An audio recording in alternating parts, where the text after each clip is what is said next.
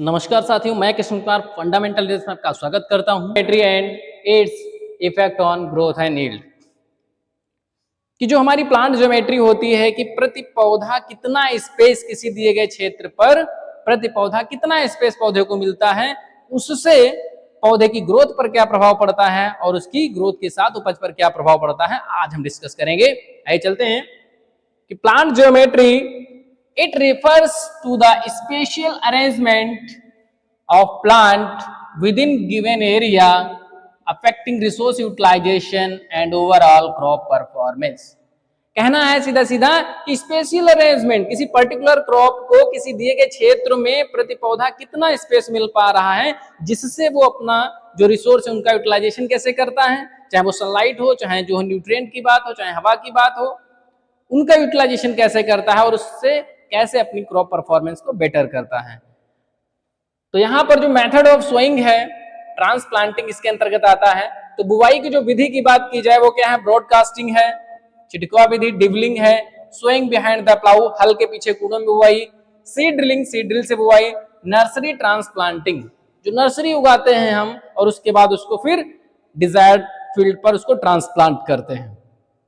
आगे चलते हैं, पहला है हमारा ब्रॉडकास्टिंग। ब्रॉडकास्टिंग जैसा कि हम सभी जानते हैं, जो मोस्टली भारतवर्ष में विधि अपनाई जाती है वो यही है ब्रॉडकास्टिंग, जिसमें हम क्या करते हैं, स्कैटरिंग ऑफ सीड्स। जो सीड्स होता है, बीज होता है, उसको हम हाथ में लेके यूनिफॉर्मली पूरे फील्ड पर छिड़क देते हैं, बिखेर देते हैं और उसके बाद फिर हम पाटा लगा देते हैं। इसको कहते हैं ब्रॉडकास्टिंग या छिटकवा विधि।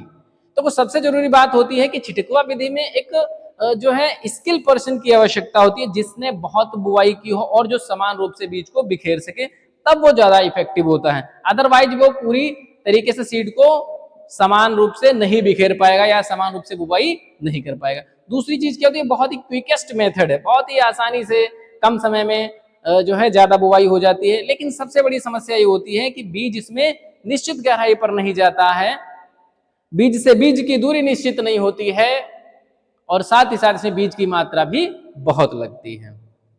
आगे चलते हैं, इसके बाद आता है डिबलिंग। भाई दोस्तों, डिबलिंग क्या होता है, ये लाइन सोइंग मेथड होता है। एक डिबलिंग डिबलर होता है, उसके द्वारा inserting a seed through a hole by desired depth. किसी हो के माध्यम से हम क्या करते हैं, सीड को इंसर्ट करते हैं और फिर उस सीड को कवर कर देते हैं मिट्टी के द्वारा। इसे कहते हैं हम लाइन सोइंग या डिबलिंग मेथड। जिसमें बेसिकली हम क्या करते हैं, रिज एंड फरो मेथड का उपयोग करते हैं। इस तरीके से हम क्या बनाते हैं, रिज बनाते हैं या हम फिर ब्रॉड बेड बना लेते हैं। इस तरीके से ब्रॉड बेड बनाएंगे, फिर फरो बनाएंगे, फिर ब्रॉड बेड, फिर फरो। ठीक है, तो यहाँ आपका रिज एंड फरो मेथड हो जाएगा और यहाँ आपका ब्रॉड बेड हो जाएगा। इस तरीके से हम क्या करते हैं, लाइन स्विंग करते हैं। आगे क्या है, इसमें होता क्या है, यूनिफॉर्म सीड जर्मिनेशन। जो हमारा अंकुरण होता है वो हमारा समान होता है, साथ ही साथ बीज की मात्रा जो होती है वो भी कम लगती है। अगला है सोइंग बिहाइंड द प्लाऊ, हल के पीछे कूड़ों में बुआई। नॉर्मली हम क्या करते हैं, इसमें देखो दो चीजें आ सकती है, डन मैनुअली और मैकेनिकल। इसको या तो हम हाथ से ही बुआई कर सकते हैं या फिर हम इसको मशीन के द्वारा हम बुआई कर सकते हैं, सीड ड्रिल के द्वारा बुआई कर सकते हैं। तो जब हम हल के पीछे कूड़ों में लेके जा रहे हैं तो हम बीज ऐसे से डालते रहते हैं, हल चलता रहता है, उसके बाद हम बीज डालते रहते हैं। तो जो एक कूड़ होगा वो दूसरे कूड़ को क्या करता है, ढक देता है, मिट्टी से कवर कर देता है।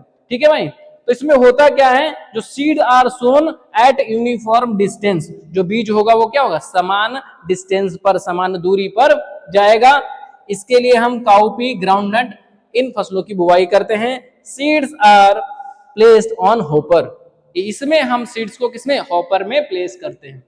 अब अंतर है line sowing and random sowing में। अगर लाइन सोइंग कर रहे हैं तो रैंडम सोइंग कर रहे हैं तो क्या अंतर होगा, लाइन सोइंग क्या है, कॉस्टलियर होता है, महंगा होता है, जबकि रैंडम सोइंग क्या होता है, बहुत ही चीपेस्ट, सस्ता होता है। टेक टाइम, भाई जब लाइन सोइंग कर रहे हैं तो हमें ज्यादा समय की आवश्यकता होगी और रैंडम कर रहे हैं तो यहाँ क्या होगा, क्विकेस्ट, बहुत ही जल्दी और समय की बचत करता है। फिक्स्ड सीड रेट होती है, बीज दर निश्चित होती है, यहाँ पर हाईयर सीड रेट होता है, कहीं ज्यादा गिर जाता है, कहीं कम गिर जाता है तो सीड रेट ज्यादा लगता है। फिर क्या है, मैकेनाइजेशन डन। जब भाई लाइन सोइंग कर रहे हैं तो वहां पर मैकेनाइजेशन, यंत्रीकरण हम आसानी से कर सकते हैं, निराई गुड़ाई अच्छे से कर लेंगे, खरपतवार प्रबंधन अच्छे से कर लेंगे।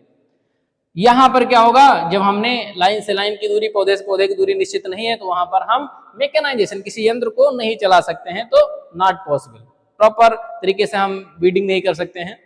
इसके बाद क्या होता है, लाइन सोइंग में यूनिफॉर्म रिसोर्स यूटिलाइजेशन, इसमें जो रिसोर्स यूटिलाइजेशन होता है, संसाधनों का जो यूटिलाइजेशन होता है, उपयोग होता है, वो बहुत ही समान होता है, जबकि रैंडम में अनयूनिफॉर्म रिसोर्स यूटिलाइजेशन होता है।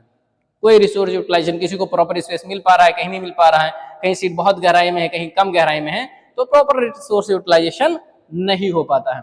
अब आती है ड्रिलिंग की बात, ड्रिलिंग और ड्रिल स्विंग। इसमें हम क्या करते हैं, सीड ड्रिल से बुआई करते हैं, सीड कंफर्टी सीड ड्रिल से बुआई करते हैं, dropping seeds in a definite depth with covered soil and compacted.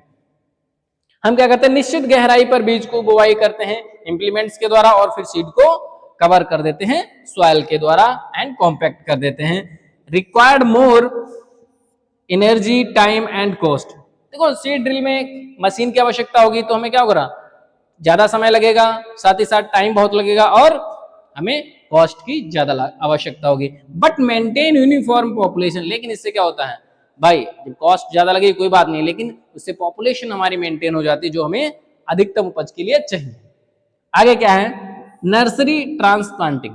देखो नर्सरी के बारे में सभी लोग जानते हैं, धान की खेती करते हैं जहां हम नर्सरी लगाते हैं। नर्सरी का एक थंब रूल होता है कि जितने महीने की फसल होती है उतने ही हफ्ते की हमें नर्सरी लगानी चाहिए। जैसे 4 महीने की फसल है तो 4 हफ्ते की हमको नर्सरी आपको लगानी है, ठीक है। 5 महीने की फसल है तो 5 हफ्ते की लगानी है, 3 महीने की फसल है तो 3 हफ्ते की हमें नर्सरी लगानी है, ठीक है।